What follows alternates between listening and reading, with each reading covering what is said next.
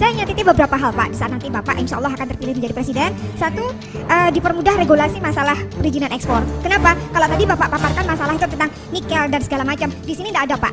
Di sini adanya pohong. Itu bisa diekspor, tapi kita tidak tahu bagaimana regulasi dan perizinannya. Itu aja Pak, terima kasih. Saya jawab yang terakhir dulu ya. Maksud Ibu apa? Hah? Ya.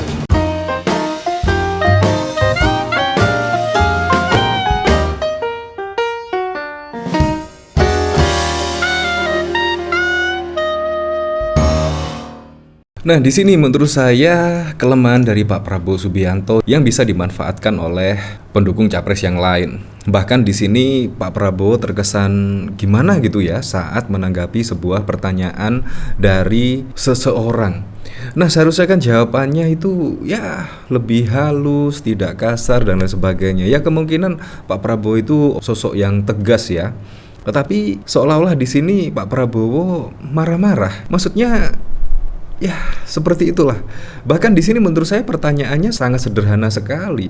Tetapi menurut saya jawaban dari Pak Prabowo Subianto yang menurut saya ya Anda bisa menilainya sendirilah. Nah, seperti ini video dari Pak Prabowo Subianto.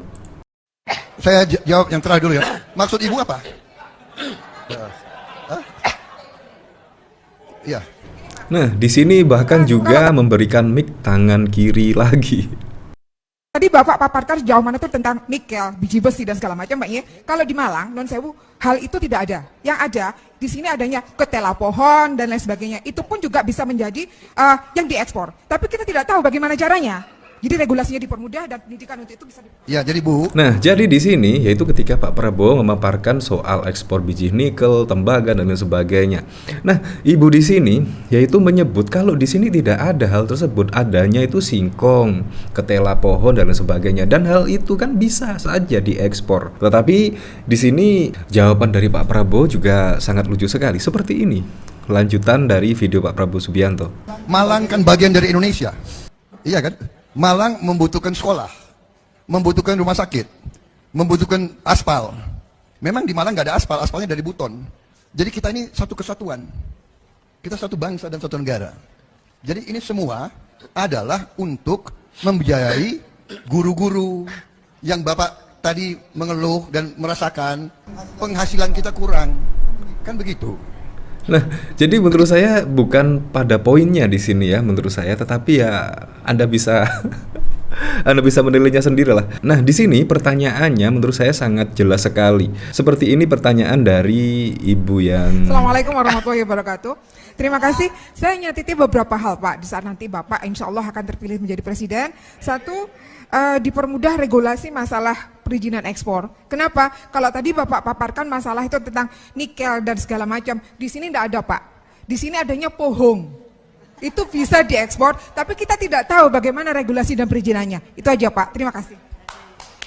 Padahal juga menurut saya simpel lah, masalah perizinan ekspor impor itu seperti apa. Regulasinya menurutnya bisa dipermudah dan sehingga dia bisa mengekspor sendiri. Menurut saya seperti itu dan jawabannya menurut saya di luar dugaan dan menurut saya juga sangat jauh dari harapan yang bertanya ini kemungkinan ya. Di sini bahkan juga dikomentari oleh Narkosum. Aduh Bu, kalau nanya jangan susah-susah. Apalagi ada istilah bohong segala. Kan jadi inget food estate yang gagal total. Maksud Ibu apa? Apakah Pak Prabowo tersinggung ya ketika menanyakan tentang ketela pohon dan juga pohong di sini ya? Ya seperti itu. Dari sini saya juga penasaran kira-kira komentar-komentarnya seperti apa ya di sini. Si ibu penanya wis deg-degan saat ditanya balik maksud ibu apa dan ditenangi sambil jalan di lantai yang tidak rata. Lantainya harus difogar itu, jaga sembung. Haha, asal jawab aja gak nyambung. Takone opo, jawabe opo. Harap maklum sudah tua, tidak nyambung antara pertanyaan dan jawaban. Model gini mau jadi presiden. Jalannya itu aduh. Woi, gak nyambung. Bagaimana mau kasih solusi atas pertanyaannya? Yang Prabowo itu cuma joget-joget aja, gak lebih dari itu. Walaupun ada beliau, harus tanya dulu jawaban strategisnya kepada timnya. Pokoknya setiap ada sesi, tanya jawab Prabowo itu bingung mencari jawabannya. Ya, seperti itulah. Nah, bahkan di sini yang uniknya lagi, yaitu Prabowo banyak yang serang dan menjelekan Jokowi. Ya, menurut saya tidak ada serangan apapun kepada Presiden Joko Widodo. Menurut saya ya, hanya mengkritik kalau menurut saya. Hanya mengeluarkan unek-unek, kan di sini juga negara demokrasi. Apalagi pada waktu lalu juga ada prahara di MK, menurut saya di situ sangat wow sekali. Bahkan difikirkan pun saya pun tidak pernah memfikirkan hal tersebut, tetapi juga ya terjadi. Ini menurut saya sangat mengejutkan sekali prahara di MK. Ya pantaslah di sini selaku adik ipar dari Presiden Joko Widodo, makanya ya semua menunjukkan kritikannya kepada pribadi dari Jokowi, bukan jabatan presiden. Ya kemungkinan seperti itulah. Nah di sini bakal calon Presiden Prabowo Subianto memuji sejumlah pencapaian program yang dicanangkan Presiden Joko Widodo. Kalau program-program dari Presiden Joko Widodo sudahlah, itu menurut saya sangat-sangat diakui. Saya pun sangat mengakui program-program kebijakan Presiden Joko Widodo, pembangunan semua yang dilakukan Presiden Joko Widodo menurut saya sangat keren sekali hingga 2 periode ini. Tetapi kita juga tidak menutup mata bahwa ada prahara di MK pada waktu lalu. Bayangkan loh, tiba-tiba diputuskan usia di bawah 40 tahun bisa mendaftar sebagai capres dan cawapres. Ya, walaupun itu sudah final dan juga mengikat, artinya di sini adalah Gibran sebagai cawapres dari Pak Prabowo Subianto yang sah, dan itu juga sudah terdaftar di KPU pada waktu lalu dan bahkan juga sudah mendapatkan nomor undian. Jadi di situ menurut saya sudah sah menjadi cawapres dari Pak Prabowo Subianto. Tetapi setelah dideklarasikannya Gibran Rakabuming Raka sebagai cawapres, bukannya elektabilitas naik, melainkan malah turun. Entah di sini penyebabnya apa lagi ya.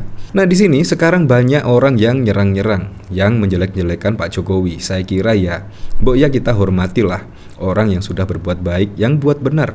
Katanya dalam acara Mujadalah Kiai Kampung di Malang pada 18 November, Prabowo memaparkan program-program Jokowi yang diklaim berpihak kepada masyarakat, diantaranya Kartu Indonesia Sehat untuk 98 juta orang, lalu Kartu Indonesia Sehat KIS untuk 17,9 juta siswa dan 900.000 mahasiswa, program Keluarga Harapan PKH untuk 10 juta keluarga, dan Kartu Sembako BNPT untuk 18,7 juta keluarga. Kalau kebijakan dari Presiden Joko Widodo menurut saya sangat-sangat keren sekali.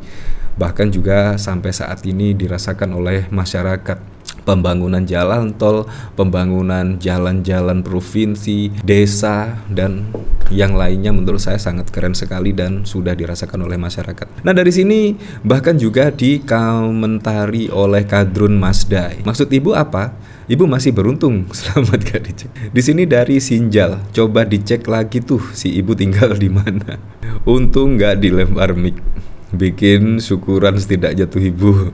Ama wanita gak ada hormat-hormatnya. Belum selesai bicara, mic-nya udah direbut. Pantesan kalau hormat dengan wanita mesti hubungan rumah tangganya gak seperti sekarang. Ya seperti itulah.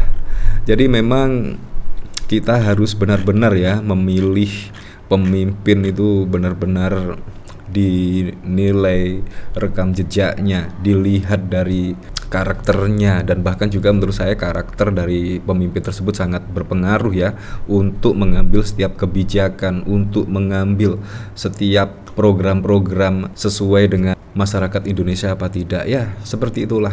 Ya semoga sajalah untuk Pilpres 2024 mendatang semoga saja berjalan dengan aman, berjalan dengan lancar, dan yang paling penting berjalan dengan jujur dan juga adil.